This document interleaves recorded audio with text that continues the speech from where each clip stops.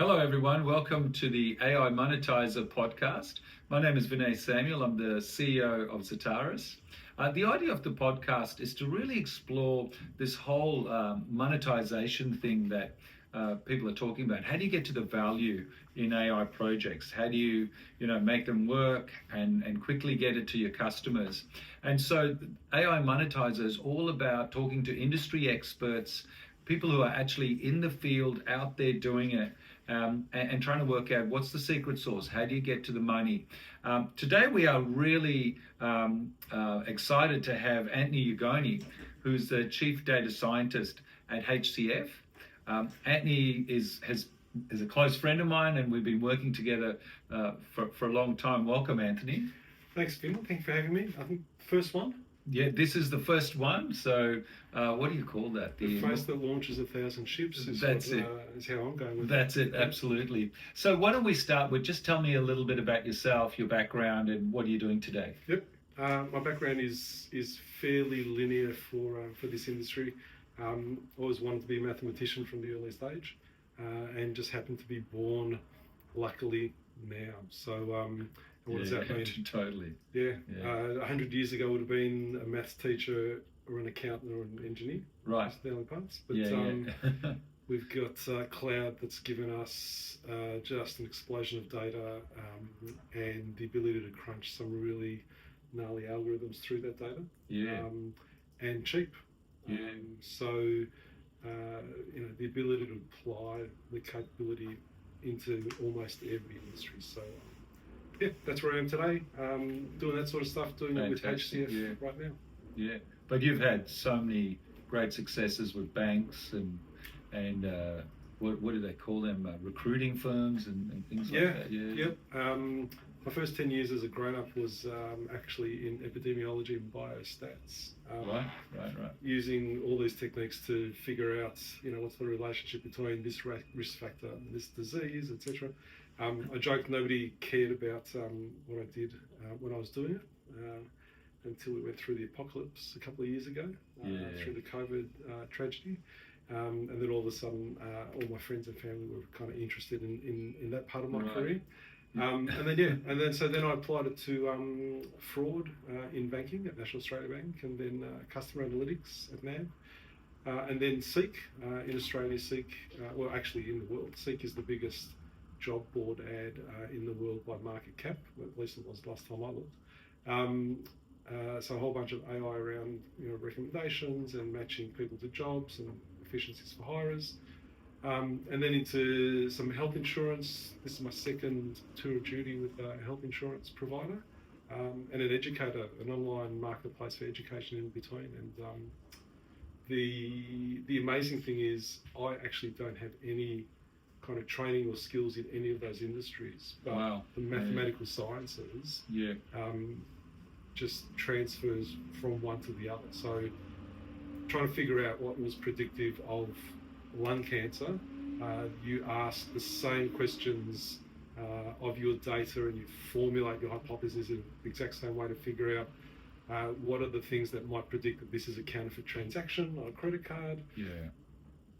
What's the likelihood that this customer is looking for a home loan in the next 6 months? What's the probability that this candidate with this resume looking at this job would be a good match? The mathematics is agnostic. You just get your hands on the data and crunch through and drive some value. Great, yeah, and what an amazing career. Sounds like, if I could summarize it, if you don't mind, you were the square kid in the corner when you started playing with maths and algorithms, and then the whole world's turned towards you, and now you're the cool kid. 100%. Which is amazing. Yeah. And that's what we're here to talk about, right? How do you do this stuff properly, and how do you get it right? We've all been tracking where's AI going, and there's all of this hype, and we had the chat GPT moment, and everyone thought the world was either going to end or start, or everyone had a view. Now I'm hearing quite a lot from analysts and even customers and industry experts that there's a really high failure rate. People are not getting to the value. People are stopping projects. I think it was one of the big analysts that said 85% of the projects, it was Gartner actually, it's a Gartner report, 85% of AI projects are failing and they're stopping. Why don't we start with, what do you think, what is value in the enterprise from these projects? How do you define value for an AI project in your mind? Yep. The mature organisations understand that value comes in many different dimensions. So if you're building a cross-sell model, so what is value? Value there is revenue, but it's not just revenue. It's revenue that you've realised.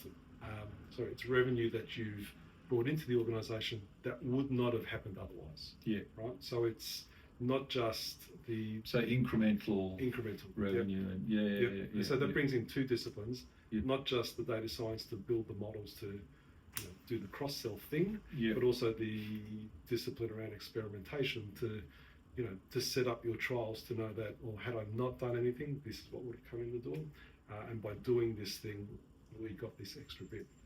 So value in revenue, it could be net margin, it could be just internal efficiency. Right.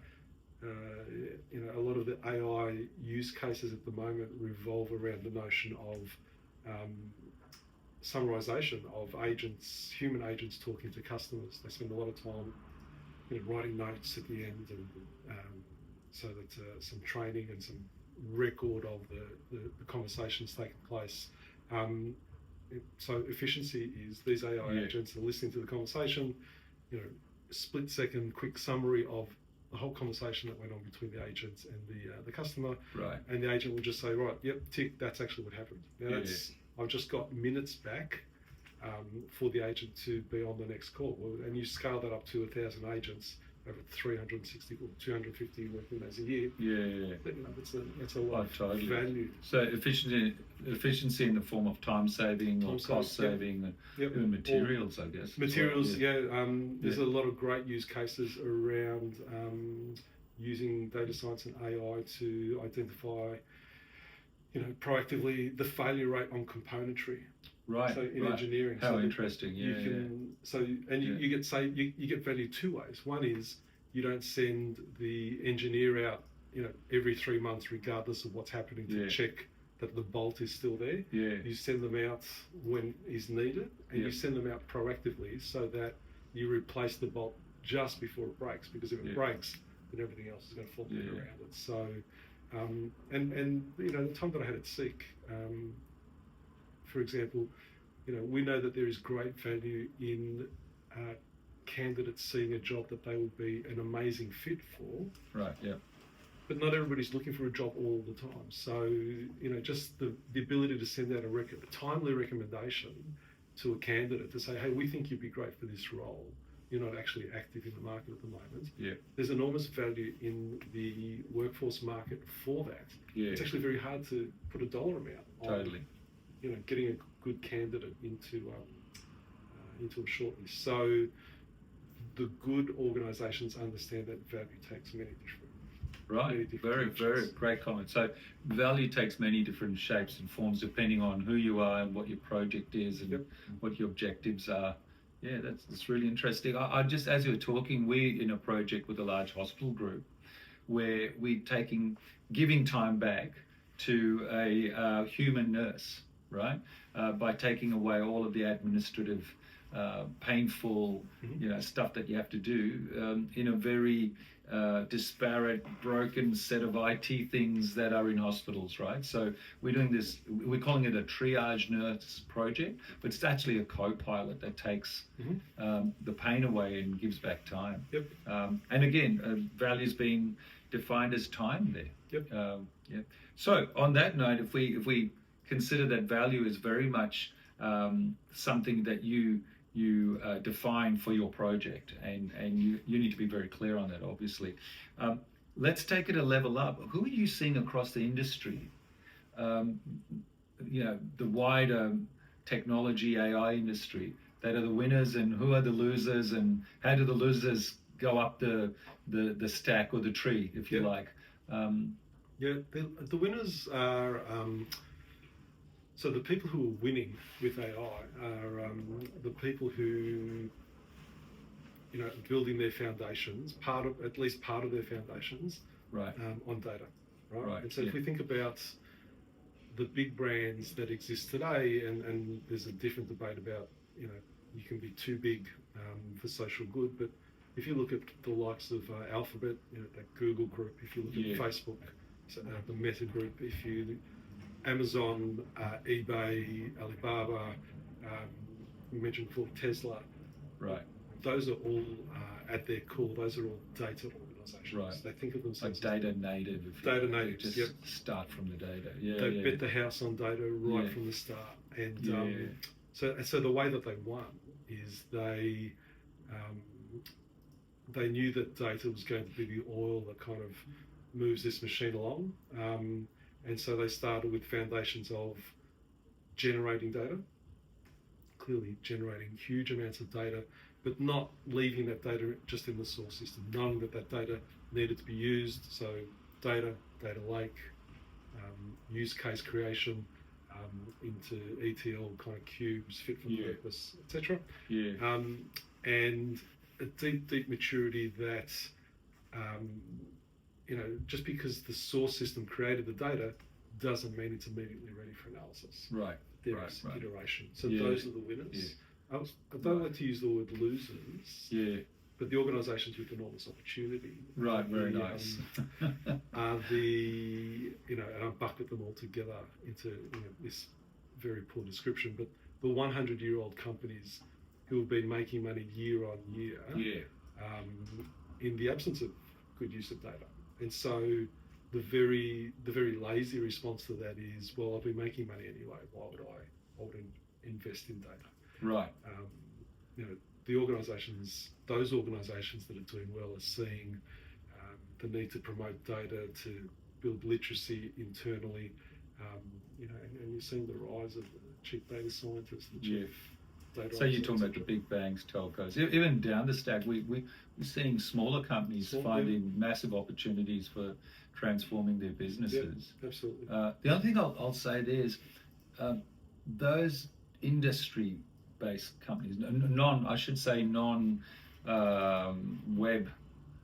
companies, non-cloud companies, they have traditionally struggled in the BI phase. Mm-hmm. They've struggled to get BI right, their reporting, their dashboarding, and they've laboured with data quality and data in many different places.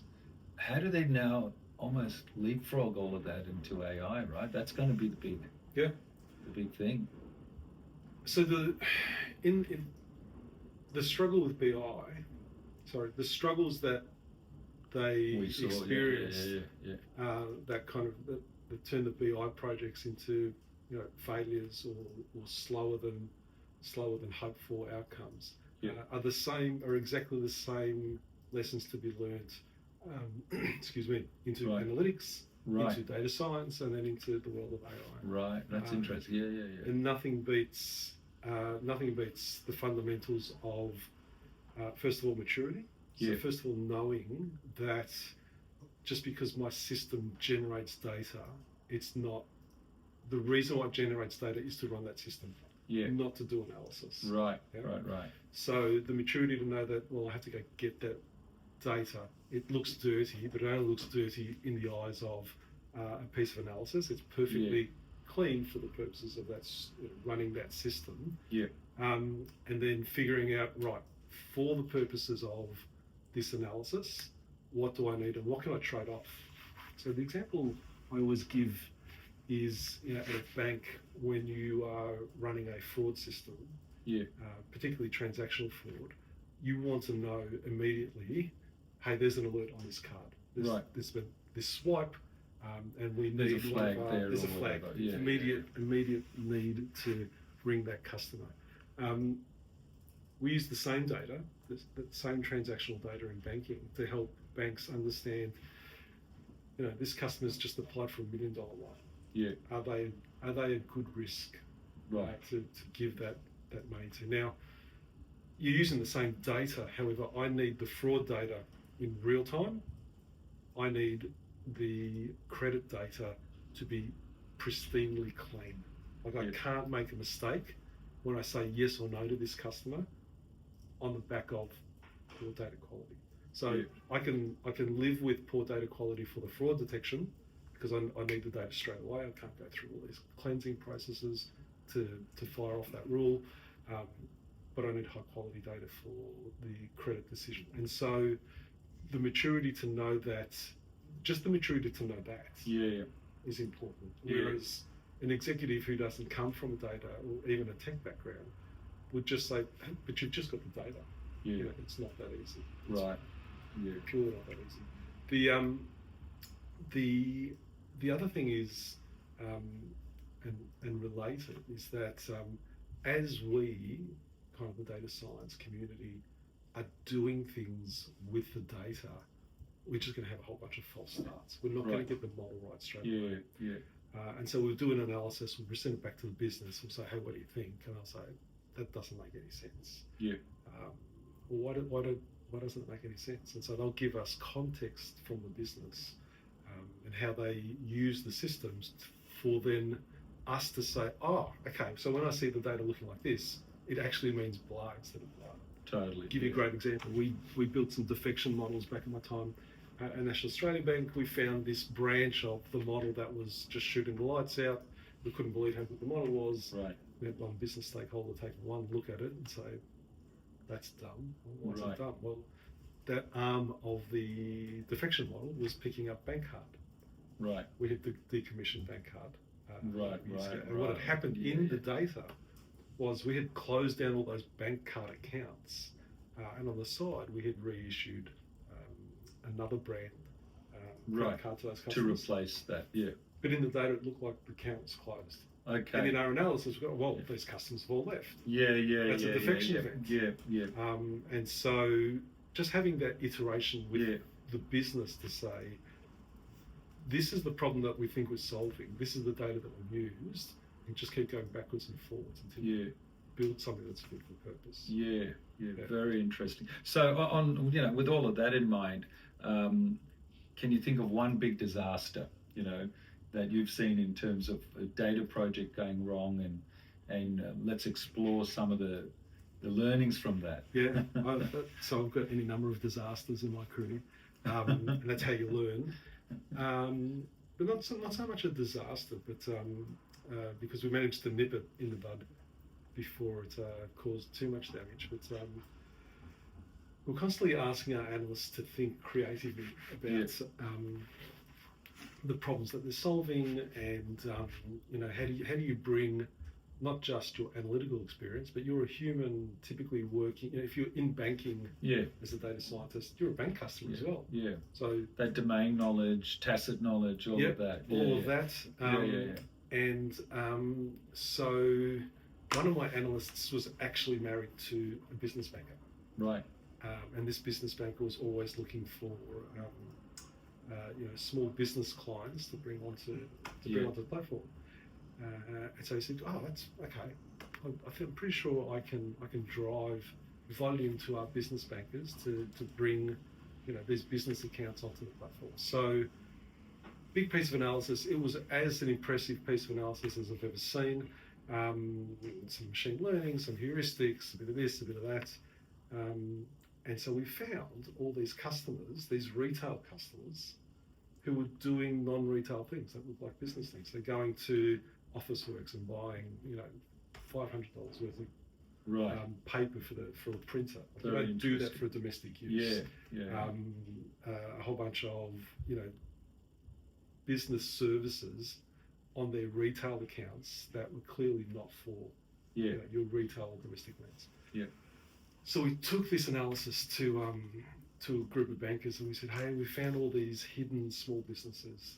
Aren't we amazing? Now you can take these people and migrate them to the business bank. And I can still remember probably the most junior banker in the business putting her hand up at the back of the room and saying, look, that's fantastic. Could you please make sure you never, ever, ever send me that? What are you talking about? And she said, well, in the past we've detected some people before who have been running their small businesses off their retail accounts. And so we said, hey, we've actually, we were obliged to, by law, say you can't do that. Here's a small business solution for you. And the first thing these customers do 100% of the time is they close all their accounts and they go to a different bank. Right. So while we thought we had found all this opportunity, Amazing. Yeah. had we gone out into the market and spoken to all the bankers to say, here are all these customers doing these things, we could migrate them. Actually, they would have all defected. So the takeaway for us was, before you write a line of code, have a common understanding with the business around the problem that you're trying to solve. And then after that, keep iterating. Iterating and keep iterating, because that's always been the danger of waterfall, is having some notion of agreement at the start of a project, then spending 6 months building the project, and then the business saying, this doesn't look anything like what I asked for, or what I can use.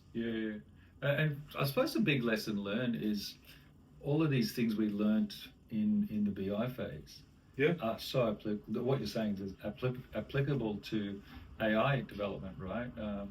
So 100%. So what most big analytic teams fail to take advantage of, for the data science work or the AI work, when you work in BI, you've actually done 80% of the work that these teams do anyway. Curated the data you've built. You've built a flat file of 1 million customers with all these features. That's actually what I need for the data science piece.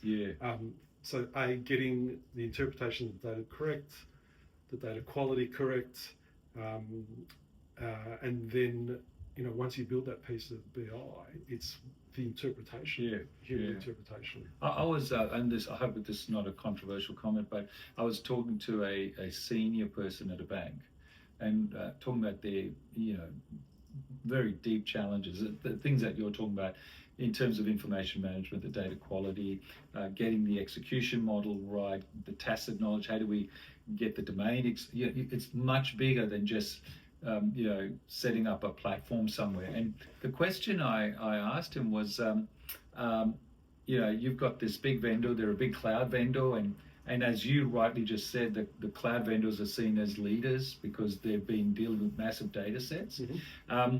And I said, you've got this big cloud vendor, you're going to the cloud, and whatever that means, usually it means half the data is going to the cloud and the half is staying in the data center. And I said, surely they can come in and just help you fix it, right? Because they're a world leader in data. And his comment was really good. It was, not all data is the same, and every industry is different. And this game is about industry expertise. It's about information management in the context of this industry. So it's not something you can just give away to someone else who purports to be great at another domain, right? You definitely need the blend of all those different things. And you've stated that really well. Whenever I have a vacant headcount in any of my teams, when I start a new role, I always make the case to either bring on a change/comms person, or a strat person, somebody who can bridge the gap of the storytelling between the technicians and the front line. Having that line of communication open is, that tech knowledge, the business context, all those things. I talk about the Babelfish from the Douglas Adams books. The translator is fundamental. That business translator, very cool. I'm seeing that in AI projects. So we're doing a lot of development of these front-end co-pilots, right? Where customers have said, look, we want to keep our IP, we want to develop our own small model, and we want to do it in-house, right? And just the coordination of the different roles in that company and getting their inputs and getting their feedback, and bringing that domain expertise is so important. Really is. We've taken projects that are stuck in the mud of data quality and lack of expertise as well, and we've worked out a way to bring in those other players. Like, I'll give you an example. A large finance company developing an AI for property recommendation and mortgage processing, right? And and they were stuck on the algorithm and didn't really understand the data quality issues that were affecting their algorithmic development. Where they really accelerated was creating that framework to get that continuous feedback loop with their existing bankers and brokers, and to bring that in. So very key. So on, to close off on all of that, can you give us 3 tips? If you're thinking about launching an AI project, or you're looking at, I'm the leader of this division, or I'm the CEO of a company, and I want to build the best AI for us. And what are your three bits of advice? Let's see if I can do 3. Yeah. The first piece is to be connected to the problem. Yeah. Yeah. Can't be a downstream, solution provider. You need to be connected to the problem. And what does that mean? That means, there should be no excuse as to why you don't understand the strategy of the business. Right. There should be no excuse as to why you don't understand where the organisation is either losing value or where they're strong. Having all that context. If you're a B2C company, there should be no excuse why you don't spend a day at the call centre or in the front line stacking the shelves or whatever it is, just really to give you that deep knowledge of that organisation that you're working in and that industry that you're working in. That brings just an enormous amount of context to you as that analytics practitioner, that AI practitioner. Very cool. But the other thing that brings you is it brings you a little bit of humility. Right. Because we get to sit in the ivory tower of head office and do pretty cool things, and we can't forget, there's stuff that goes on out there in customer land. And you're talking to the project sponsor, the leadership. Yep. Yeah, everyone who's going to be touching that project. Everybody. Right? Everybody. So so making sure that you are attached to the strategy and that you understand it. The second piece is oftentimes the teams doing the work, particularly in a B2C business. So I spoke about you should be connected to the strategy. What does the organisation want to do? You're going to have access to the data, right? So that's a clear accelerator. Yep. You know how to do really cool things with the data. Yep. The last thing is, if you know the strategy and what the organisation wants to do, and if you know all the things that you could do with the data and the tech, step out of those worlds and think like a customer. Okay, knowing what the business wants to achieve, as a customer, how would I respond to their approaches if they approach me through this strategy? And so if you think about very simple, banks like to sell home loans. If a bank reached out to me and tried to sell me lending, how would I respond to that? Right.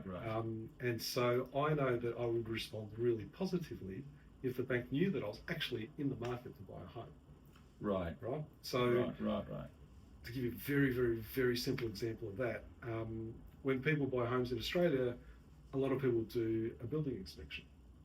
And when I was looking for my home, engaged with the building inspectors. So I made a transaction, paid some money to a building inspector to look at the house. And then I thought to myself, well, if I did that, how many other people are doing that? So I interrogated the data, a ton of people are doing this. And so now we had a piece of insight, very basic but powerful piece of insight, which was, hey, these 1,000 people actually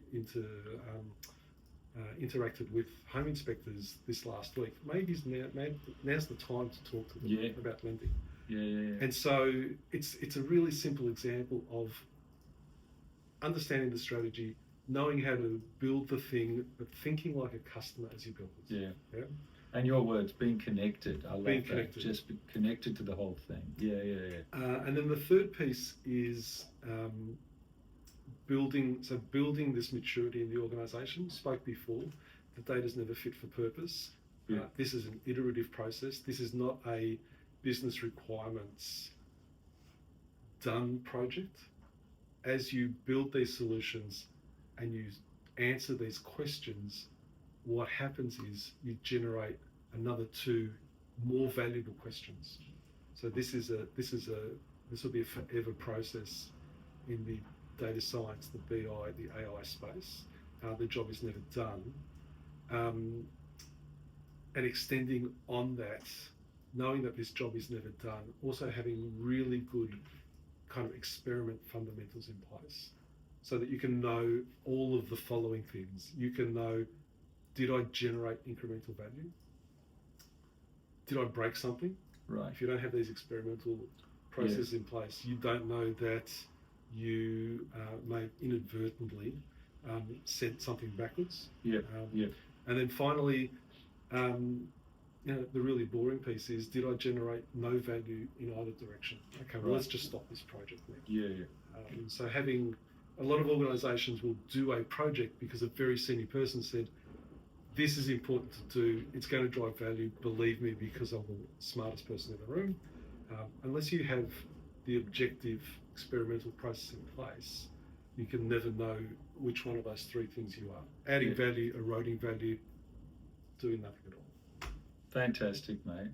As usual, I'm always learning from you, man. Thank you so much for being part of this and giving me your time. If people want to reach out to you, what's the best way? Is it just look at your LinkedIn? Easy. Ugoni, Ugoni. Yep. There are two of us in Australia. The other one's my brother. Nice. He'll tell you. He'll tell you. Yeah. If you get the wrong Ugoni, he'll point you in my direction. Fantastic. And we'll have contact details, folks, under this, wherever this podcast is. It'll be a video on YouTube as well. It'll be on Spotify. I'm Vinay Samuel from Zataris. Go to our website and you can reach out to us anytime. Once again, thank you so much, man. Thanks, Vin. Cheers.